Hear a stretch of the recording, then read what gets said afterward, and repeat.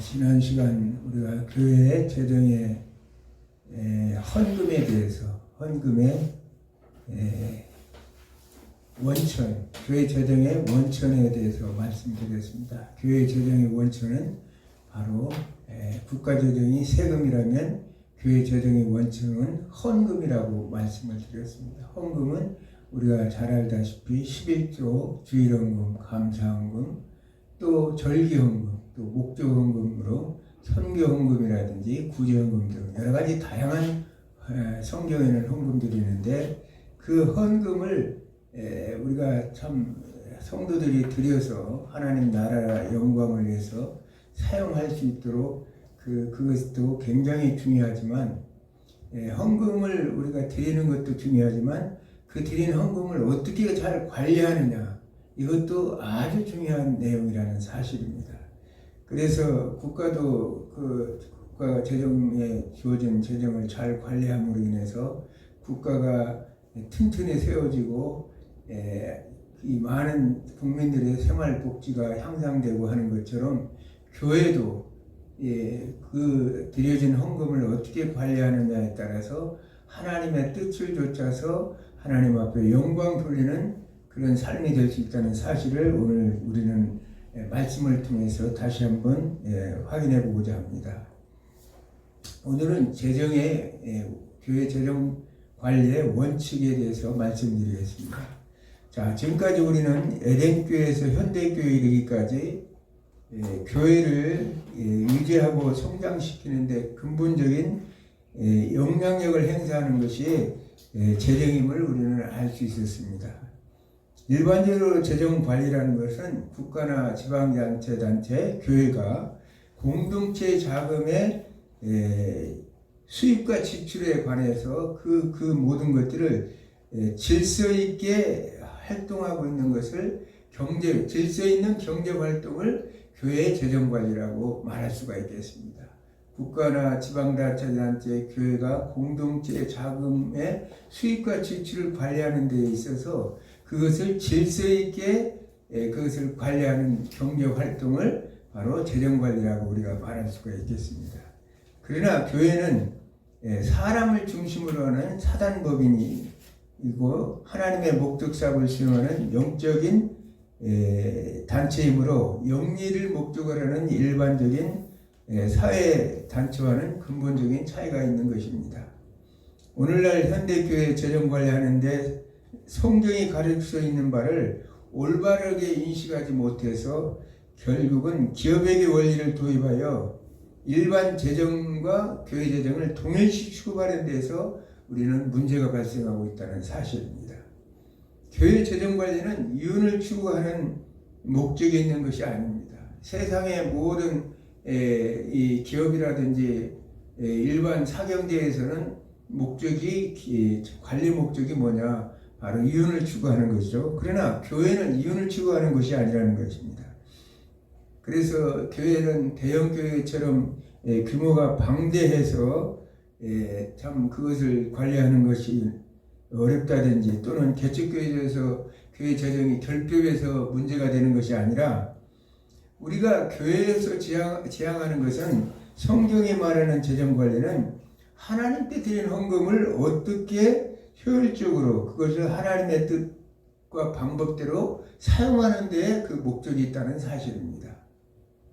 그렇기 때문에 우리는 그 교회 재정 관리가 돈이 많고 적은 것이 문제가 아니라, 크고 적고 간에가 문제가 아니라, 그것을 어떻게 하나님의 뜻을 따라서 하나님의 목적대로 그것을 잘 사용하고 관리하느냐에 그 의의가 있다고 우리는 볼 수가 있는 것입니다. 아멘. 구약의 이스라엘 백성들의 헌금의 의미는 언약의 의미이자 하나님에 대한 신뢰에 대한 헌신의 의미였습니다.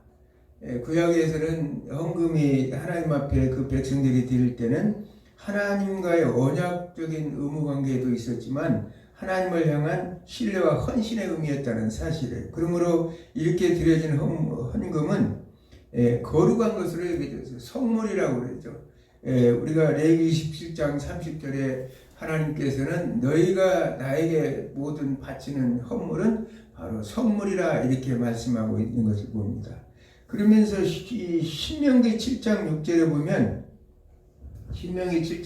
보면 너희는 여호와 내 하나님의 성민이라. 내 하나님 여호와께서 지상 만민 중에서 너를 자기의 기업의 백성으로 택하셨나니.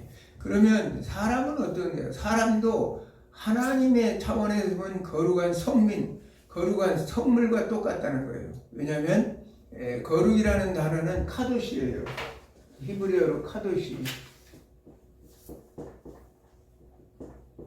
이 카도시인데 이것은 구별하다 또는 거룩하다는 뜻이 있죠. 구별하다. 그래서 세상의 모든 것과는 구별된 특별히 하나님 앞에 드려지는 거룩한 것들을 이렇게 말하고 있습니다. 그래서 하나님의 백성들도 우리가 우리의 뜻대로 내 몸과 모든 것들을 마음대로 내 시간 내 몸을 마음대로 사용하는 것이 아니라 하나님의 거룩한 성민이기 때문에 구별된 세상 사람들과는 다른 구별된 존재로서 우리가 살아가야 된다는 사실을 성경은 우리에게 말하고 있습니다. 그래서 재정학 내가 처음 강의할 때 얘기했죠. 우리 인간도 하나님께서 말씀하시는 관리의 대상이고 재화와 용력의 대상이다. 그래서 우리 인간들도 잘 관리의 대상이다. 내가 어떻게 행동하느냐에 따라서 하나님의 거룩한 성민으로서 구별된 존재가 타락한 세상과 사람과 같이 되느냐 안 되느냐의 차이점이 거기 있다는 사실을 성경은 우리에게 가르치고 있습니다. 구약에서 이제 우리가 재정 관리에 이렇게 보면 하나님의 되어지는 그 성물은 하나님의 거룩하게 구별된 것이기 때문에 절대적으로 하나님의 뜻을 통해서 하나님께서 명령하신 대로 사용해야 되는데 그리하지 못한 하나의 사례가 있는데 그것이 뭐냐? 가나안 정복 당시에 이 유다 지파의 아간이라는 한 인물이 있었습니다.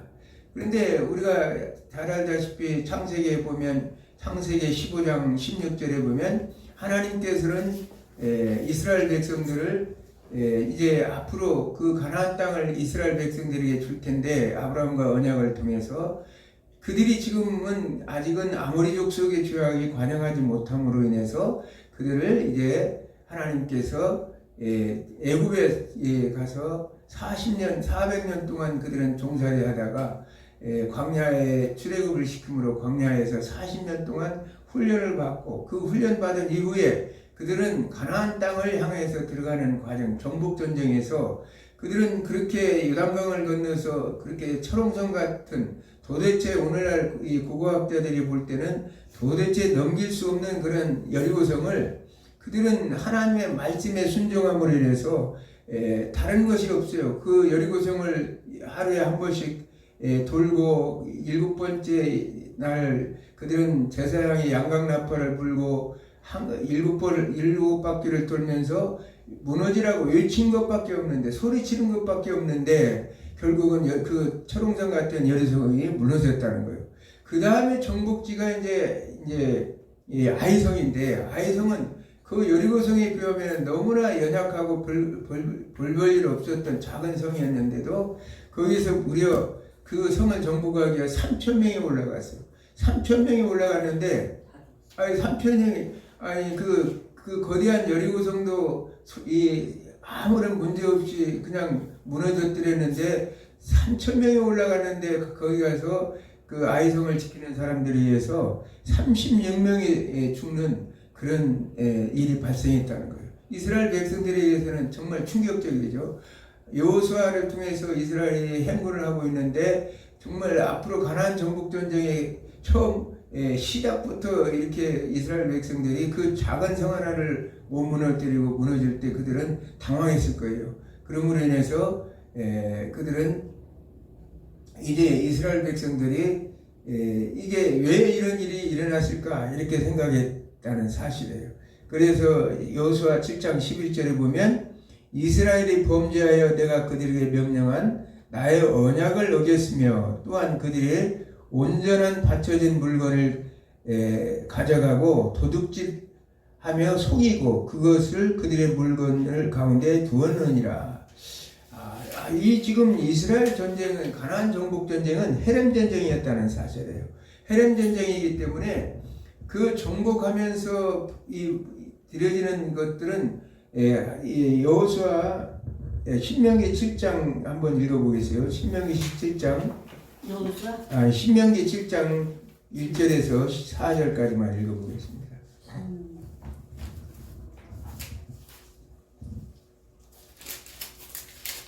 4절에서 7장 1절에서 4절. 내 하나님 여호와께서 너를 인도하사 내가 가서 사잘 땅으로 두르시고 내 앞에서 여러 민족 헷 족속과 기르가스 족속과 아모리 족속과 가나안 족속과 브리스 족속과 히위 족속과 여부스 족속 곧 너보다 많고 힘이 센 7 족속을 쫓아내실 때에 내 하나님 여호와께서 그들을 내게 넘겨 내게 치게 하시리니 그때 너는 그들을 진멸할 것이라. 그들과 어떤 언약도 하지 말 것이요 그들을 불쌍히 여기지도 말 것이며 또 그들과 혼인하지도 말지니 내 딸을 그들의 아들에게 주지 말 것이요 그들의 딸도 내 며느리로 삼지 말 것은 그가 내 아들을 유혹하여 그가 여호와를 떠나고 다른 신들을 섬기게 하므로 여호와께서 너에게 진노하사 갑자기 너희를 멸하실 것입니다. 아멘. 자, 아모리 족속의 죄악에 반영함으로 인해서 하나님께서는 그 가나안 땅을 이제 징별해서 하나님께서 이제 이 이스라엘 백성들이 주는데 그 땅 사람들과 하나님께서는 진멸한다. 진멸하는데 언약도 맺지 말고 불쌍히 여기지도 말고 혼인도 하지 말라.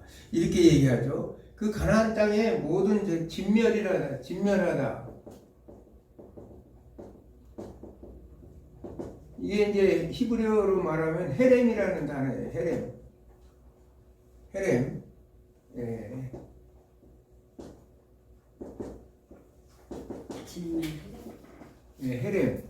헤렘이라는 단어인데 진멸하다는 헤렘이라는 단어인데 이 지금 이건 뭐냐면 짐승과 어린 아이들까지라도 가나안의 그 성에 있는 모든 족속들의 모든 것을 다 진멸하라는 거예요. 이 진멸하는 단어는 여기 지금 아까 여호수아 7장 11절에 보면 온전히 바쳐진 물건.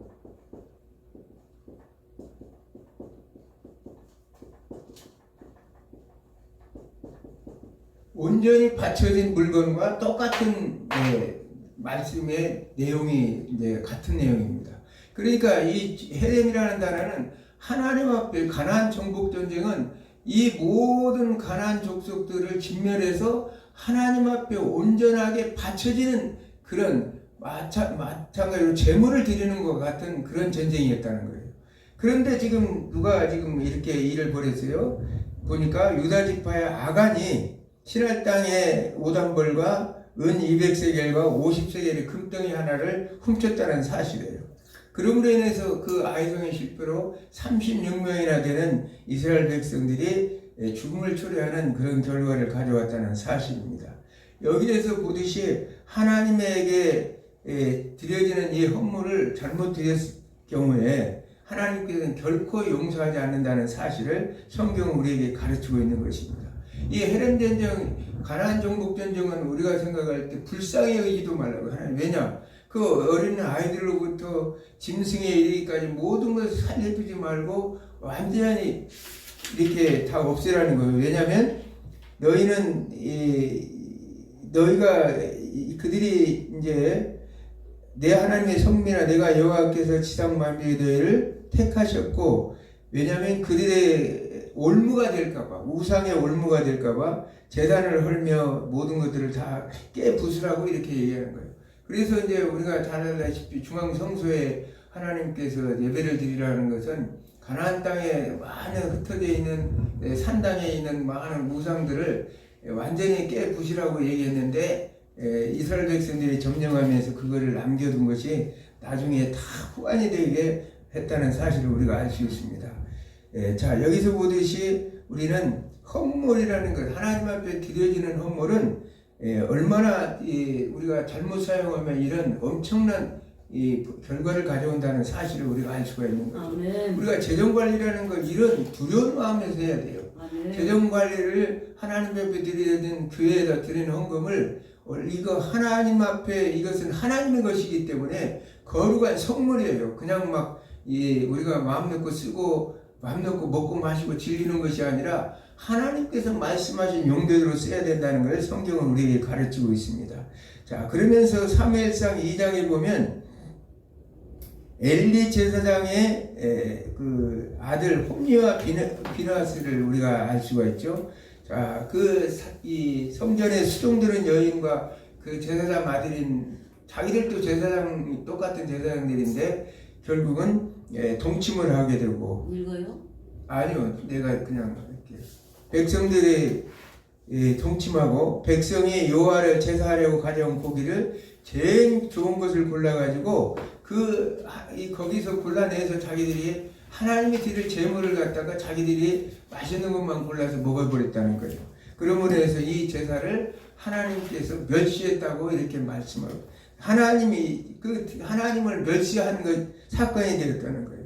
왜냐하면 하나님 앞에 드린 그 거룩한 선물을 마음 놓고 제사를 드려야 되는데 온전하게 그걸 사용하지 않고 먹기 때문에 결국은 죽었다는 그 가문이 이제 멸절당하는. 그래서 이제 나중에 전쟁에 나가서 홈리와 비느하스는 죽임을 당하고 그 아버지 이 엘리 제사장마저도 그 아들이 죽었다는 소식을 들으면서 목이 부러져서 죽는 그런 비참한 결과를 가져옵니다. 이 가문이 멸절당했어요.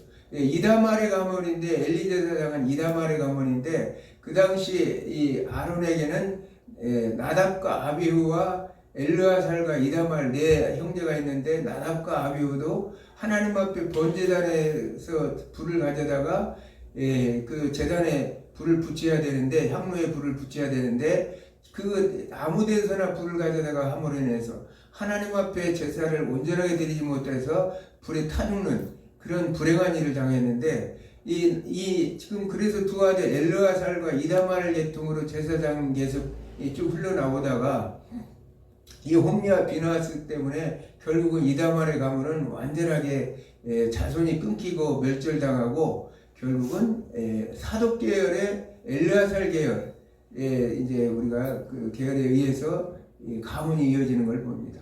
그래서 우리가 우리는 보통 하나님 앞에 드리는 이 재정 관리나 이런 것을 우습게 생각할 수가 있어요.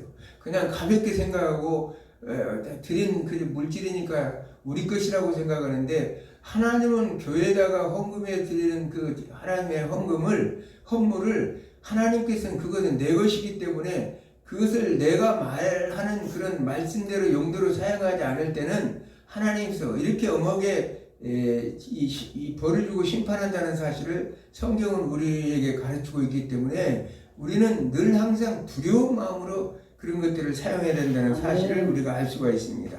그러면서 국가적으로 이제 아주 이스라엘 왕들 중에 왕정 시대에 보면 아하스라는 왕이 있어요. 아하스라는 유다 왕 아하스라는 왕은 하나님을 대적에서 성전 기구를 파괴하고 또 성전 문을 닫고 각 성읍마다 산당을 세우고 푸른 나무에 분향하도록 하나님께서 그렇게 중앙 성소에 들여서 산당을 다 제하도록 했는데 이 아하스라는 왕은 이스라엘 북왕국 이 남유다 왕으로서 얼마나 악한 왕이었으면 남유다 멸망을 초래하는 그런 왕이 되었다는 사실이에요. 자기 자식들을 우상인 몰록에게 주기 위해서 불을 태워서 죽이는 그런 무지한 일을 한 것이 이제 아하스입니다. 그러니까 아하스 왕이 얼마나 그 악한 일을 했는 걸 우리가 알 수 있어요. 그런데 우리는 이 성경에서 잘 알다시피 여로보암과 르호보암 시대 남유다와 북왕국 이스라엘은 갈라지게 되었죠. 그래서 북이스라엘은 열족속 남유다는 두 부족이 이제 12부족 중에 두 부족이 이제 차지했어요. 그래서 결국은 북왕국 이스라엘이 훨씬 큰 지역이 있어요. 말하자면 형님과 같은 역할을 남과 유다와 북왕국 이스라엘은 그렇게 했는데도 지금 아하스는 늘 이렇게 열등함에 20살의 왕이 되다 보니까 이 16년간 이 통치 생활을 했는데 그 열등감이 있었는데 북왕국 이스라엘이었다는 거예요. 그래서 우리가 잘 알다시피 북왕국 이스라엘 도표를 보면 이스라엘은 이게 남유다고 북이스라엘. 지금 오늘 사건이 여기 보면 여기가 뭐냐면 아람 다메섹이라고 성경은 또 얘기하죠. 다메섹. 그러면서 여기가 이제 아수르. 이 사건이 이제 이 오늘의 핵심인데, 자, 이때만 해도 아수르는 솔로몬 시대만 해도 아주 조그마한 왕국이었는데 이제 점점 커지면서 남유다와 북왕국 이스라엘이 세력이 확대되었죠. 말하자면 분쟁이 생기고 하다 보니까 국력이 약해질 수밖에 없었어요. 그러다 보니까 아수르가 이제 커지면서 결국은 이제 이 남유다의 아하스 왕은 북왕국 이스라엘이나 아람 왕 다메섹 이 르신보다도 아수르를 이제 말하자면 오히려 그 추종하는 그런 일을 취했다는 사실입니다. 그러므로 인해서 아람 왕과 또 북왕국 이스라엘 백화가 같이 연합해 가지고 유다를 치러 오게 돼 있어요. 유다를 치러 오니까 이 불안한 그 아하스는 떨 수밖에 없었어요. 그래서 오늘 이사야 한번 읽어보겠습니다. 이사야 7장에 4절을 한번 읽겠습니다. 이사야 7장 4절.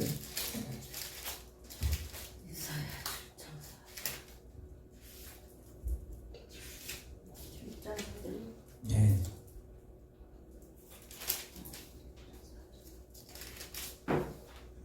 목은 상하 망대 같구나. 이사야 7장 4절. 이사야 7장 4절. 그에게 이르기를 너는 상가며 조용하라. 누신과 아람과 느말리아의 아들이 심히 노할지라도 아들은 연기나는 두 부지갱이 그루터기에 불과하니 두려워하지 말며 낙심하지 말라. 아멘.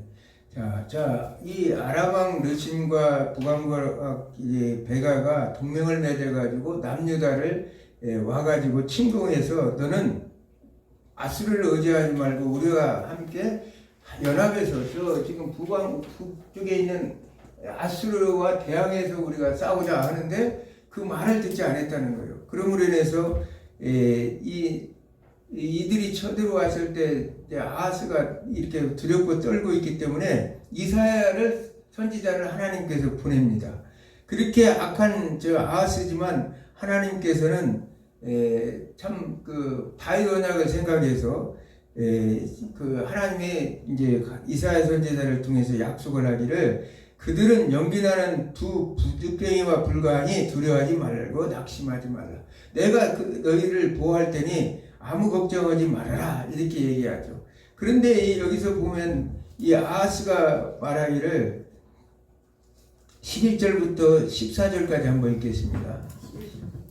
너는 내 하나님 여호와께서 항칭주를 거하되 기쁜 데에서든지 높은 데에서든지 거하시니 아하스가 이르되 나는 거하지 아니하겠나이다.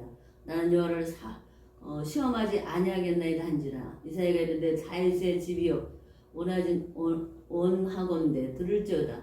내가 사람을 괴롭히고 또 그것을 자기 일로 여기며 또 나의 하나님을 괴롭히려 하느냐.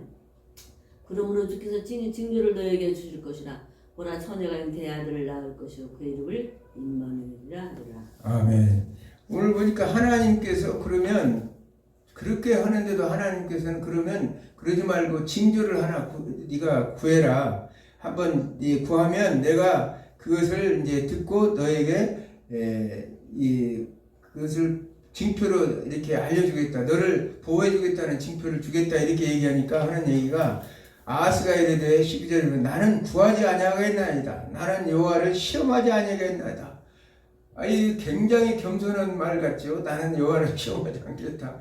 하나님 시험하지 않겠으니까 하나님 신경 쓰지 마십시오.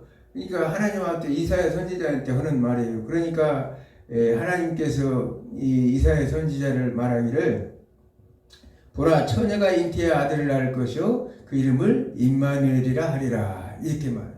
그 이름이 하나님께서는 이 지금 악한 아하스에게 무슨 말씀을 하시냐면 두 번째 징조를 통해서 이제 임마누엘 하나님이 함께 앞으로 이제 마태복음 1장 23절의 말씀처럼 처녀가 잉태의 아들을 낳으니 그 이름을 임마누엘이라 할 것이다. 오실 메시아를 하나님께서는 지금 언약하시는 거예요. 그러니까 얼마나 참 하나님은 이해가 안 가지만 그런 하나님을 대적하고 하나님 말을 안 듣고 하는 그에게 하나님께서는 이렇게 앞으로 유다 왕국을 지켜줄 그리고 앞으로 하늘 새 땅을 이루어 나갈 메시아를 이 땅에 보내겠다고 약속을 하는 것입니다. 다윗의 사무엘하 7장 13, 14절에 16절까지 있은 다윗 언약에 나와 있는 그 왕을 보내시겠다고 이렇게 하나님은 약속하는 거예요. 그런데 또 이 아하스는 말을 듣지 않고 결국은 어떻게 해요?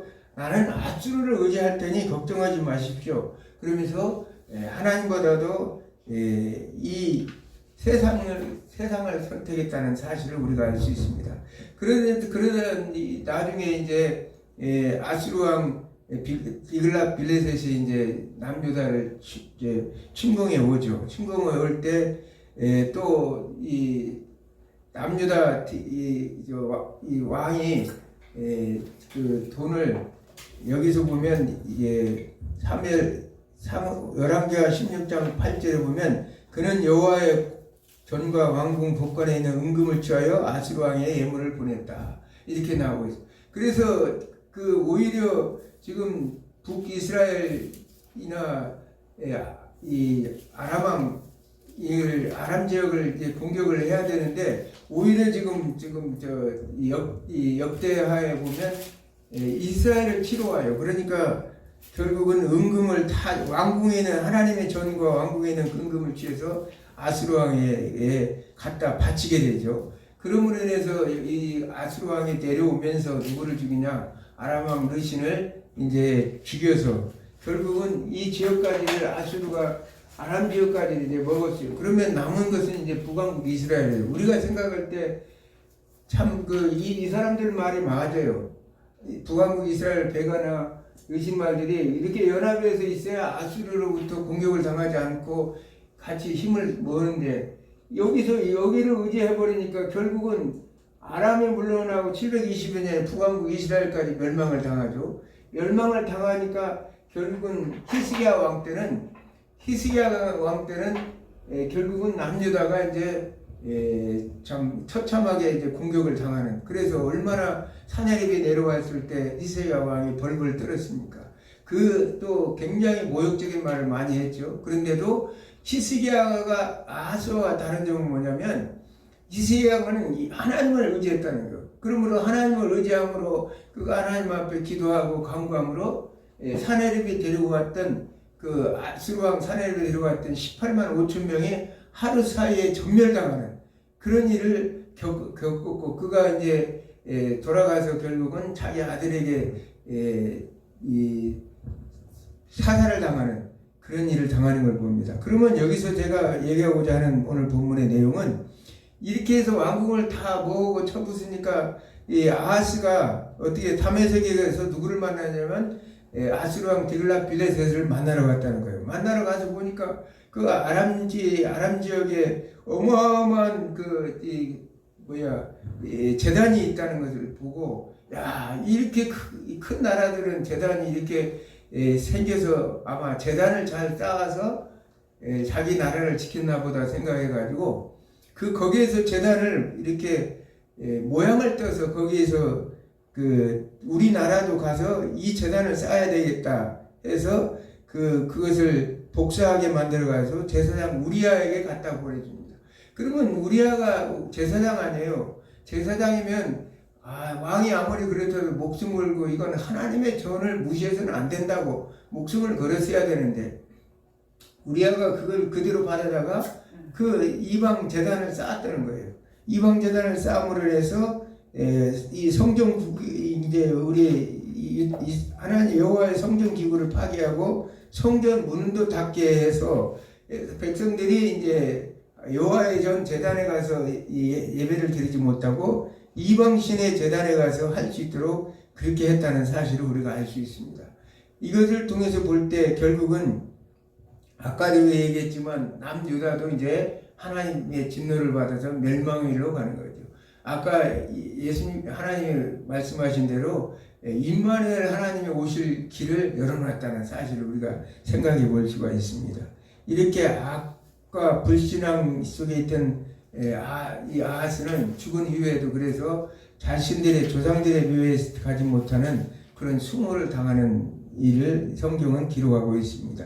하나님의 뜻대로 하나님의 말씀대로 하지 않으실 때 이런 국가 전체로 왕이 제사장이 왕과 제사장들이 정상적인 왕은 뭘 하는 사람이에요? 국가 재정을 운영하는 사람이고 제사장은 교회 재정을 운영하는 사람들인데 그 사람들이 하나님의 뜻을 쫓아서 온전하게 하지 못함으로 인해서 남유다도 결국은 북왕국 이스라엘만큼 패망의 길로 들어서는 것을 봅니다. 오늘날도 우리도 마찬가지예요. 교회가 어떤 세상과 타협해서는 안 돼요. 아마 우리아라는 제사장을 보면 그가 이 세상과 타협함으로 인해서 결국은 남왕국 멸망의 길을 초래했어요. 오늘날 이 시대도 마찬가지. 교회는 절대 세상과 아무리 부귀영화가 우리가 보장되고 꽃길이 열려있다 할지라도 하나님의 말씀에 벗어나는 일은 결코 해서는 안 된다. 내 목숨을 내놓고 하는 것이 주의 종들의 사명이라는 사실을 성경은 우리에게 가르치고 있습니다. 그렇게 해서 결국은 이제 이 남유다가 멸망을 당하죠. 성경에서 남유다가 멸망을 당하면 남유다가 멸망을 당하면은 이제 다음 단계는 뭐예요? 다음 단계는 임마누엘께서 오셔야죠. 마태복음 1장 23절의 말씀처럼 그 여자가 아들 낳으니 그 이름을 임마누엘이라 하리라. 그 임마누엘을 오셨다는 사실. 그 임마누엘을 오셔서는 그가 이 하나님 나라에 대해서 하나님에 대해서 앞으로 있을 저 천국에 대해서 그 수없이 많은 백성들에게 말씀을 선포하시고 특별히 제자들에게 하나님 나라에 대해서 그렇게 잘 가르쳤어요. 그래서 그 당시에 이렇게 가만히 내가 성경 역사를 보니까 그 당시에 이스라엘 백성들이 하나님 앞에 모세의 율법을 따라서 행했을 때하고 지금 예수님께서 가르쳐서 12제자들을 가르쳤을 때고 그 받아들이는 태도가 달라요. 지난번에 신약의 헌금에서 봤지만 구약에서는 11조를 10분의 1은 하나님의 것이고 10분의 9는 자기 것이라고 생각했지만 신약의 성도들은 이 모든 것은 하나님께서 우리에게 주신 모든 것이라는 하나님 것이라는 것을 인정함으로 인해서 10에 10을 드리는 그런 마음으로 헌금을 했다는 사실을 우리가 알 수 있습니다. 그러므로 인해서 초대교회는 열악한 환경 속에서도 하나님의 선한 뜻대로 재정을 사용하였다는 사실을 우리는 사도행전 2장 42절에서 47절 또 사도행전 4장 32절부터 35절에 보면 아주 잘 나와 있어요. 그러면서 사도행전 4장 34절에는 뭐라고 나오냐? 가난한 자가 없었다. 왜? 그 하나님의 말씀대로 헌물을 드려가지고 가난한 자들에게 그것을 나눠주고 베풀다 보니까 그 예루살렘 교회에 가난한 자가 없을 정도로 그렇게 됐다는 것을 성경은 그렇게 기록하고 있다는 거예요. 얼마나 대단한 그러니까 예수님께서 제대로 제자 교육을 제대로 시켰다는 거예요. 구약의 율법에서 내려왔다는 것보다도 잠깐 이 공생의 3년 동안에 가르친 예수님의 말씀을 제자들은 제대로 이제 그것을 신약교회 성도들은 제대로 따라서 행했다는 사실을 우리가 알 수 있습니다. 그러면서 바울은 이제 그 마게도냐 교회가 예루살렘의 가난한 사람들을 위해서 보여준 헌신적인 연보를 칭찬하고 있었습니다. 고린도후서 8장 15절에 1절에서 5절까지 그렇게 그 자신을 드리는 심정으로 주님께 헌금했다고 기록하고 있어요. 다양한 요구에 따라 교회 재정을 사용했는데 그 당시에 예루살렘 교회는 과부들에게 구제금을 나눠줬다. 사도행전 6장에 나오죠. 과부들에게 구제연금을 나눠주고, 안디옥 교회는 유대 흉년들이 힘들어할 때 형제들에게 부조를 보내기로 작정한 자들이 각각 그 힘대로 모아 바나바와 바울의 손에 의해서 헌금을 보냈던 사실을 사도행전 11장 27에서 30절에 나와 있습니다. 그리고 또 안디옥 교회는 바나바와 바울을 파송하면서 선교사를 지원했다고 이렇게 사도행전 13장에 기록하고 있습니다. 고린도 교회는 또 예루살렘에 가난한 자들을 위해서 연보에 동참하였다 이렇게 얘기했어요. 로마서 15장 25절에 32절, 고린도전서 16장 1절에 4절에 고린도 교회 성도들이 예루살렘의 가난한 자들을 위해서 헌금을 해서 그들을 도와줬다. 그러니까 이 오히려 구약에보다도 신약 시대에 와서 예수님이 가르친 제자들을 위해서 신약 교회는 하나님의 재정 관리를 하나님이 주신 이 헌금에 대한 재정 관리를 원칙대로 이렇게 했다는 사실을 우리는 성경을 통해서 알 수가 있는 것입니다.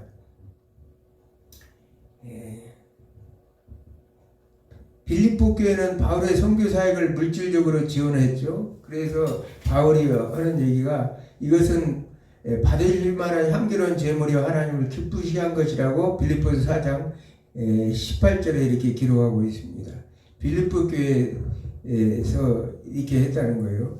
그래서 우리가 사도 바울이 참 우리가 생각할 때는 그 열심히 일을 하고 여러 가지 해도 이 선교 헌금이 어려우니까 고린도 교회에 가서 장막 장사를 했던 거예요. 원래 장막 장사 해야 목회자가 되는 것이 아니라 먹고 살라고 하는 것이 아니라 선교 헌금이 안 와서 별 수 없이 그 당시에 빌립보 교회 성도들이 헌금을 보내다가 이 마게도냐 교회들이 그것이 끊기니까 별 수 없이 고린도에 가서 장막 장사를 하면서 복음 사역하다가 선교비가 들어오니까 사도 바울이 빌립보에서 보면 기쁨이라는 단어를 17번이나 쓸 정도로 사도 바울은 주 안에서 항상 기뻐라, 너희 다시 말하노니 기뻐하라 이렇게 빌립보서 4장 4절에 말씀하죠. 그런 것처럼 사도 바울도 이 헌금에 대해서 없으면은 교회 재정적으로 헌금이 없이는 우리가 복음 사역을 하기가 어렵다는 사실을 성경에 단적으로 우리에게 가르치고 있어요. 그래서 우리가 헌금 드리는 것이 아주 하나님 나라를 이루어 나가는 입장에서는 굉장히 중요하다는 사실입니다. 그러므로 인해서 칼빈은 교회 재정 운영을 하는 과정에서 일반 사람들의 탐욕과 악행으로 인한 사례가 생기기 때문에 어떻게 하냐. 교회 재정은 정말 중요하죠. 그런데 교회 재정에 4가지 원칙을 세웠어요. 이 사도 칼빈은 첫 번째는 교역자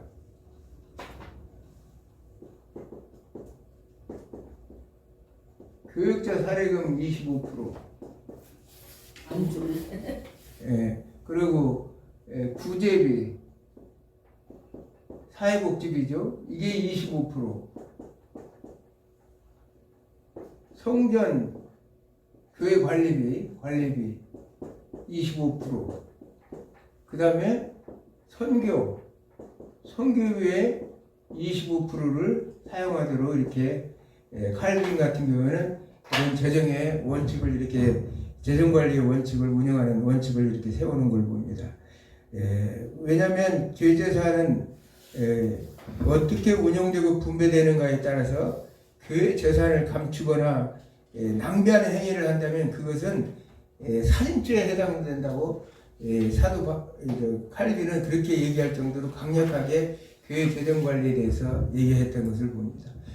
교회 재정관리에서 교회 재정을 낭비한다든지 함부로 쓰면 그건 살인죄에 해당된다는 그런 말을 통해서 아주 최고의 두려움과 이렇게 경고를 하면서 이렇게 말을 하고 있습니다. 교육자들이 그러면서 공적인 경비로 생활을 유지하는 것은 사도와 칼빈은 올바른 일이며 또한 하나님 말씀에도 인정되는 말이라 이렇게 말하고 있습니다. 그러나 동시에 이 하나님의 이 교육자들이 검소한 모범을 보여야 하는 사역자들이 사치하고 방종한 생활을 할 정도로 많이 받지 말고 꼭 필요한 정도만 받으라. 교회 목회자들 사례금을 어떤 사람들은 지나칠 정도로 참 많이 받아서 재벌급으로 이렇게 받는 분들도 있죠. 이 대형 교회 같은 경우에는. 그러나 대부분의 이제 작은 교회에서는 뭐 사례금을 정상적으로 받지도 못하는 목사님들이 대부분이지만 오늘날 한국 교회도 부익부 빈익빈 현상 때문에 그랬다는 거예요. 그런데 칼빈은 뭐라고 얘기하기를 그걸 적당하게 적당한 선에서 받아라 이렇게 얘기하는 거예요. 한국교회는 현재까지 한국교회는 교회의 양적 성장을 강조하여 교회 재정에 대한 효율적 운영과 시대에 요구하는 사회적 재정에 대하여 귀를 기울이지 않고 대형 교회를 지향하는 재정 운영을 추구해왔다. 그러니까 한국교회 재정 운영은 사회 여러 가지 이런 것에 하나님의 말씀의 어떤 원칙대로 재정 원칙대로 그것을 사용하기보다는 오로지 교회 성장에 그래서 교회 성장학이라는 말이 많이 나왔죠. 교회 성장학 그 뭐 목사님들이 책으로도 써내고 교회 성장학 또 교회 경영학 이런 단어를 많이 썼는데 그거는 세상 논리고 하나님께서는 그렇게 해서는 안 된다고 이렇게 말하고 있습니다. 그래서 대형 교회들은 이것을 온전하게 사용하기보다는 화려하고 웅대한 건물을 구축하거나 부동산을 사들이고 명품형 이벤트 행사를 벌이는 등 성경이 가르치는 재정 원칙을 제대로 못해왔다는 사실이 한국교회의 현실적인 문제라는 사실입니다. 우리 주변의 작은 교회라든지 특별히 신학교 같은 경우에 많이 교육자재되고 많이 부족한데 열악해요. 신학교 가보면. 그런데도 대형 교회들은 그 의료력에 했지만 그런 곳에 많이 투자를 해서 선지생도를 양성하는데 그런데 많이 써야 되는데 그래야지 못하고 있는 것이 한국교회의 현실적인 문제라는 사실입니다. 성장 위주의 교회. 그래서 대형 교회를 추구하는 하나님이 원하는 것은 우리가 라오디게아나 사대교회 또 서문화교회나 빌라델비아 교회를 통해서 볼 수 있듯이 예수님은 크고 작고 세력이 크고 작은 것에 아무 관심이 없다는 거예요. 하나님의 말씀 안에서 온전하게 그 어떤 말씀대로 순종하고 그걸 따르냐에 예수님께서 바라보는 교회의 가치와 기준을 거기에 두는 것이지 크고 세력적으로 방대한 우리가 세상에서 가장 큰 교회를 만들어 보겠다는 그런 이 성장 위주의 그것만은 예수님이 바라는 것은 아니라는 거예요. 교회는 당연하게 복음이 증거되어서 온 세상에 복음의 꽃이 피하지만 그렇다고 해서 세상적인 눈으로 보는 그런 가치 기준으로는 다르다는 사실을 성경은 우리에게 말씀하고 있습니다. 이처럼 하나님의 재산이 하나님 뜻과 교회의 사명은 예배, 교육, 전도, 구제 등에 사용 못하고 낭비를 초래한 일이 벌어지고 있다는 사실입니다. 이는 교회 재정을 기업의 경영 방식으로 도입해서 영리를 추구하는 방식을 도입하여 이윤 추구의 목적을 두기 때문입니다. 교회는 영리를 추구하는 단체가 아니라 사명 공동체라는 사실입니다. 교회는 하나님의 선택하여 부르신 백성들이 하나님 나라를 세워나가는 사명자로서 그리스도 몸으로서 하나님의 사랑과 이웃사랑을 실천하는 공동체인 것입니다. 결과적으로 우리는 교회가 세상의 경영 이 기업 방식을 도입했죠. 교회 경영이라는 책이 나왔어요. 장로의 출판된 교회 경영학. 그 교회 경영이라는 말 자체가 참 저는 이렇게 볼 때마다 거슬리는 게 왜냐 이 교회는 경영학 원리로는 어떤 이윤축을 일반 사기업에서 말할 때 경영이라는 말을 쓰지. 왜냐하면 이윤 추구가 동기가 목적이기 때문에. 그러나 교회는 이윤 추구가 아니에요. 이연하는 것을 절대 교회는 둬서는 안 된다고 내가 여러 번 말했죠. 이연. 교회라는 것은 이연하는 것을 단어를 써요. 이연을 쓴다는 지난번에도 얘기했지만 이게 예산이 세웠는데 하나님께서 축복해 주셔서 이게 이여가 되었어요. 그러면 이 이여는 어떻게 하라고 주셨냐? 이것을 가난한 이웃교회라든지 가난한 성도들 먼저 교회 이 모든 가난한 사람들을 살피고 이 어려운 사람들을 살핀 다음에 이 사회 복지를 위해서 써야 된다는 거예요. 복지. 그러면 그 다음 해에는 하나님께서 또 예산을 이만큼 셌지만 다음에는 이만큼 세울 거예요. 그러면 하나님이 이만큼 또 잉여를 줘요. 그러니까 교회는 항상 하나님의 축복을 따라서 날마다 성장할 수밖에 없는데도 이 잉여를 만드는 잉여 가지고 뭘 해요? 아까처럼 대형 교회를 건물을 짓는다든지 아니면 명품형 이벤트를 한다든지 그래서 또 새로운 부동산을 많이 사놓는다든지 이런 것을 교회가 하는 경영 방식이 아니라는 거예요. 그래서 교회를 키우겠다고 해서 방만한 교회 운영을 하는데 사실은 교회는 그런 교회는 하나님이 원하는 교회가 아니에요. 성경에서 우리가 나오는 그 모든 일곱 교회를 보더라도 예수님이 지향하는 교회는 아니라는 사실입니다.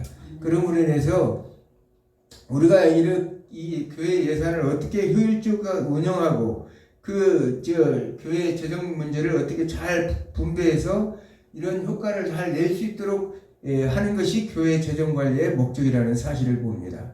교회는 재정에 대한 충분한 교육을 통해서 하나님께서 우리에게 맡기신 청지기의 사명을 감당할 수 있어야 된다는 사실이에요.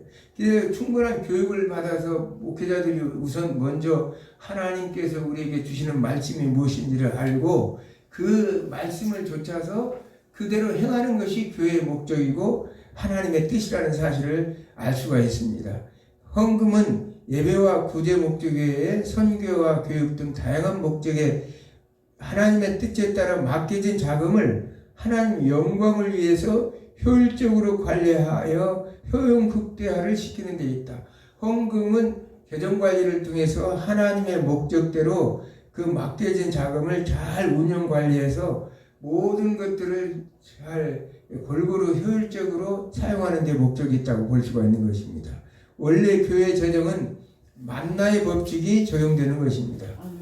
아까도 얘기했지만 이게 만나의 법칙이에요. 남지도 아니하고 모자라도 아니하고 그 다음에는 이렇게 예산을 크게 더 세워요. 근데 하나님이 더 세우기 때문에 이렇게 더 나눠준다는 거예요. 하나님께서 절대적으로 하나님께서는 성경 여러 곳에 말씀하시지만 우리가 과거에 공부했지만 이것을 절대적으로 더 줄어들게 하지는 않는다는 거예요.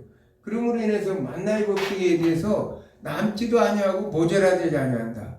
그래서 모든 것이 평균케 하나님은 우리가 너무나 기름져서 나태하거나 게으르지 아니하게 하고 너무나 또 빈궁해서 하나님 영광을 우리가 하나님의 백성들이 빈궁한 것도 사실은 하나님의 영광을 가리는 거예요. 사실은 그렇기 때문에 교회는 항상 서로 효율적으로 가난한 자와 부자가 있을 수 있지만 이 형편에 맞게끔 만족도를 가지고 살 수 있도록 서로 나누고 섬기면서 할 수 있도록 교회 재정 원칙을 운영을 잘 해야 된다는 사실입니다. 결국 교회 재정 원칙은 성경에 가르치는 대로 시행할 것이니까 이를 위해서는 성경에 가르치는 대로 시행해야 되는데 그렇기 위해서는 이 헌금을 하는 방법도 중요하지만 헌금을 어떻게 할 것인가 방법도 중요하지만 어떻게 드리는 헌금을 잘 관리하고 사용하는가에도 초점이 있다는 사실을 성경은 우리에게 가르치고 있습니다. 아멘. 그러므로 인해서 우리가 오늘 교회 재정 관리의 원칙에 대해서 우리가 공부를 했는데 교회 재정 관리를 잘못하니까 아까 국가가 패망하고 또 가문이 멸절당하고 한 그 아간과 같은 경우에는 자기만 죽으면 괜찮은데 그 아간 이 가족과 식솔들까지라도 전부 태워서 죽는 그 돌무더기를 아골골짜기라고 이제 명칭을 했는데